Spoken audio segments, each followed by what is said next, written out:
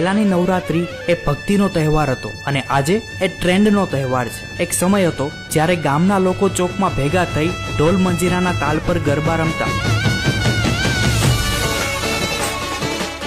અને એ ગરબામાં ભક્તિ દેખાતી હતી। પણ આજે શબ્દ છે, રંગ છે, ગીત છે, પણ ક્યાંક એ ભક્તિનો ભાવ ખૂટે છે। હવે ગરબાની તૈયારી કરતા પહેલા રીલો બનાવાય છે અને માતાજી કરતા વધુ ધ્યાન કેમેરા પર રહે છે। આજકાલ આરતીમાં લોકો ઓછા અને ગરબા ગ્રાઉન્ડમાં ભીડ વધારે જોવા મળે છે। જે નવરાત્રીમાં માતાજીની આરતી પૂરા ભાવ સાથે થતી એ નવરાત્રી આજે ફેશન શો અને કોન્સર્ટ બનવા લાગી છે। પણ અફસોસ એ વાતનો છે કે આજે ગરબામાં ભક્તિ કરતા સ્પર્ધા વધારે છે, કોનો ડ્રેસ, કોનો ડાન્સ કે કોની પોસ્ટ।